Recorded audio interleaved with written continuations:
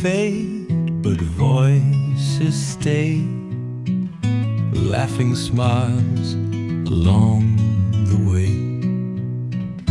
Through the years our words do play, in our hearts they'll always lay. Timeless voices, timeless words, guiding us like song of birds. Keep them close, let them be heard. Stories in each line inferred. Hey everyone, welcome back to Timeless Words. Today we are breaking down plays and their movie adaptations. Sometimes they are brilliant, sometimes they make us want to scream at the screen. Today we are diving into A Streetcar Named Desire, Tennessee Williams' masterpiece, and its 1951 movie adaptation directed by Elia Kazan. I have thoughts, deep thoughts, on how the themes, symbols, and characters shift between the stage and the screen. So let's hop on this metaphorical streetcar and get started. The story and setting. So let's set the scene, literally. The play is this super tense, witty pressure cooker where everything happens inside a small apartment in New Orleans.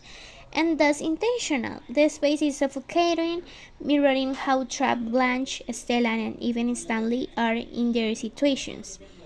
Now, the movie expands things a bit. We see more of the city, some street scenes, and even a bowling alley. But one of the coolest tricks? The set was designed to shrink slightly throughout the movie to mirror Blanche's mental breakdown. The walls literally close in on her. That's the kind of cinematic magic I love. Characters. Who stole the show? Let's talk about Blanche Dubois, our tragic Southern belle. She is all about illusions, pretending she is still young, rich, and desirable, even though reality is crashing down on her. In the play, Blanche's dialogue is poetic, full of metaphors, and she avoids bright light, like it's her mortal enemy. In the movie, Vivian Leigh nails this delicate, haunted vibe. She plays Blanche as someone who's constantly teetering between charm and total collapse. Then there's Stanley Kowalski. He is rude, aggressive, and has zero patience for Blanche's fantasies.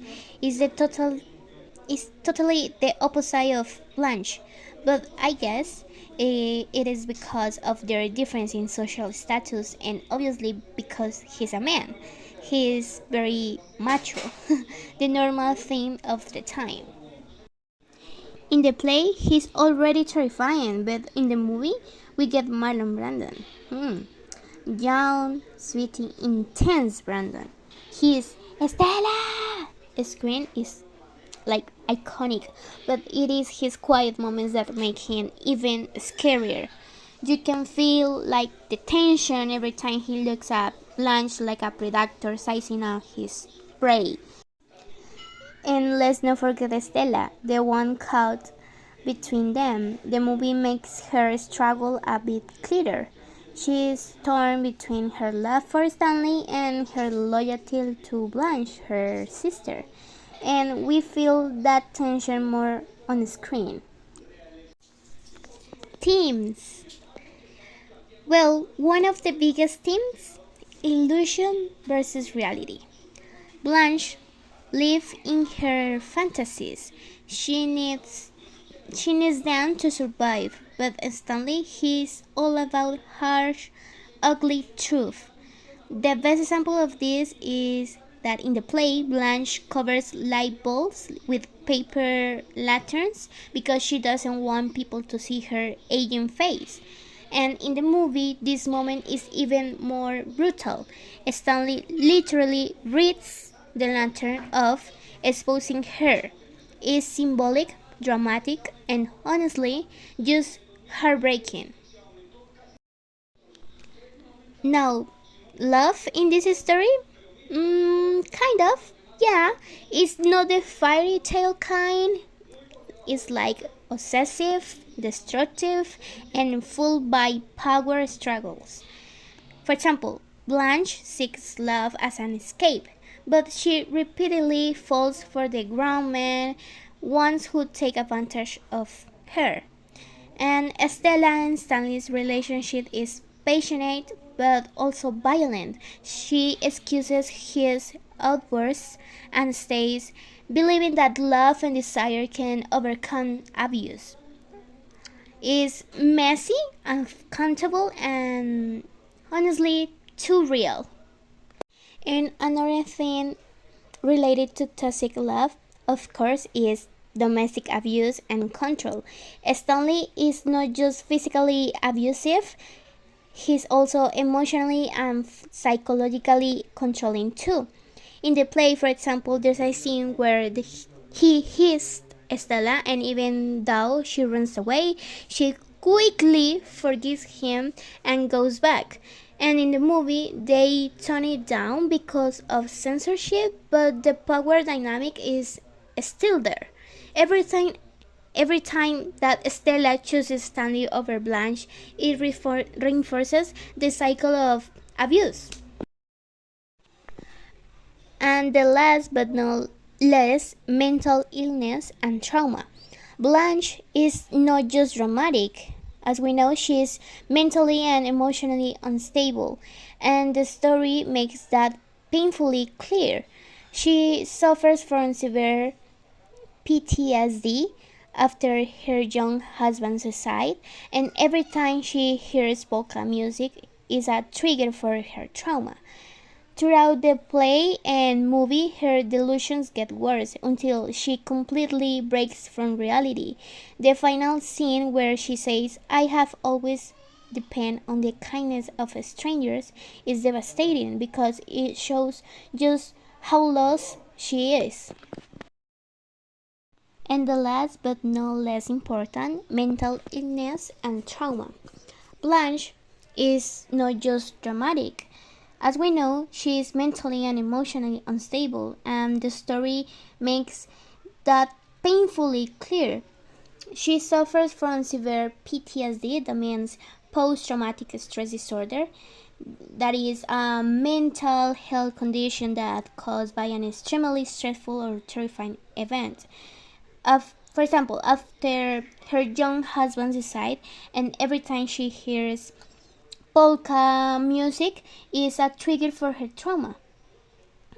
And throughout the play and movie, her delusions get worse until she completely breaks from reality. The final scene where she says, I have always depend on the kindness of strangers is devastating because it shows just how lost she. Music and symbolism. Music in this story is not just background noise, it's practically a character. For example, the blue piano plays whenever emotions are running high, adding that like jazzy, almost dreamlike quality to New Orleans. Yeah, the creepy polka music also haunts Blanche, reminding her of her dead husband and her past traumas. And the movie takes this up a notch, layering sound effects in ways that make us feel Blanche's unrevealing, yeah? And then there is a light versus darkness. In both versions, Blanche avoids bright light because she doesn't want to be seen for who she really is. And the movie's cinematography plays with this. Soft lighting makes Blanche look like delicate, but as things get worse, the shadows get harsher. Yeah? I love how both versions use light and music to put us inside Blanche's mind. It's one of the reasons why this story sticks with you long after it's over. Censorship, what Hollywood didn't want you to see. Alright, let's get into censorship because, well, did the movie have to change some stuff? As we know, Hollywood in the 1950s had the Hays Code, a set of moral guidelines that basically said no sex, no graphic violence, and definitely no controversial themes. So, the movie had to tone down some of the most important aspects of the play. For example, first, Blanche's past was sanitized. In the play, it is heavily implied that Blanche was a sex worker after losing Belle Reve, struggling to survive by seducing men in a cheap hotels. But in the movie, this is barely hinted at. Instead, they just make it seem like she had too many gentleman colors. The second aspect is the rape scene was softened. In the play, it's clear Stanley rapes Blanche in a horrifying, brutal moment that destroys her completely. But in the movie, they have to be way more subtle. Instead of showing anything explicit, we see, for example, shadows in Blanche's terrified reaction, and then the scene cuts away. It's still horrifying, but way less direct than the stage version. And the third one and the last one, a main aspect that they omit is the Blanche's husband death. Because in the play, Blanche's young husband was gay, and when she caught him with another man, she humiliated him, and he later took his own life. But this moment is very crucial, very important because it explains Blanche's guilt and emotional damage. But in the movie, they don't downplay the homosexual aspect, only vaguely implying that he was weak and confused. Again, in the 1950s, Hollywood really didn't want to acknowledge LGBTQ plus themes. So yeah, the movie had to tone things down, which changes the impact of the story. The ending. Who did it better? Alright, time for the big debate. The ending. In the play, for example, Stella Eve left questioning everything. Did she do the right thing by sending Blanche away? That uncertainty is gut wrenching. But in the movie, they change it. Stella actually leaves Stanley, which give us a little more of what you call it, a justice serve. Yeah, justice serve a vibe. Does that change the message? Absolutely, indeed. The play leaves us stuck in this never-ending toxic cycle, while the movie offers a bit of hope. Which one do I prefer? Honestly, I think the play's ending hits harder. It forces us to sit with the uncomfortable truth. Okay, final thoughts. Play versus movie, which one wins? So, does the movie light up to the play? Totally. The themes stay intact, the performances are legendary, and the cinematography adds layers that the stage version can't. But if you want the full, raw Tennessee Williams experience, the play is where it's at. It doesn't soften anything. It just lets you drown in this tragedy. Yeah. Either way, a Streetcar Named Desire remains one of the greatest, most gut-wrenching stories ever told. Finally, I want to say that this drama is very much in keeping with its time, and the movie did very well. The only thing that makes me think is that we have not changed much in terms of these issues, these themes, especially the toxic love and domestic abuse is still seen a lot. For example, in our society, unfortunately, there are many Stellas, Blanches, and Stanleys, and that, like the Stella of the Blue Remains, following that toxic pattern of abuse and power. Okay, that's a wrap, folks. Thanks for hopping on this streetcar with me. If you like this breakdown, hit that subscribe button and stay tuned for our next episode. Until next time, stay dramatic!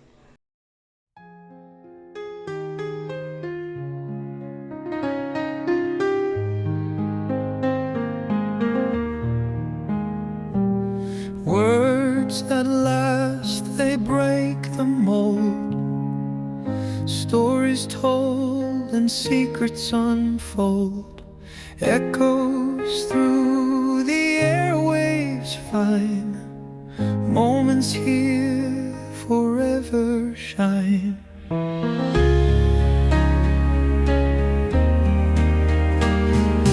Words that rhyme and hearts align, echoing through space and time. Poetry speaks, we listen and see, timeless words for you.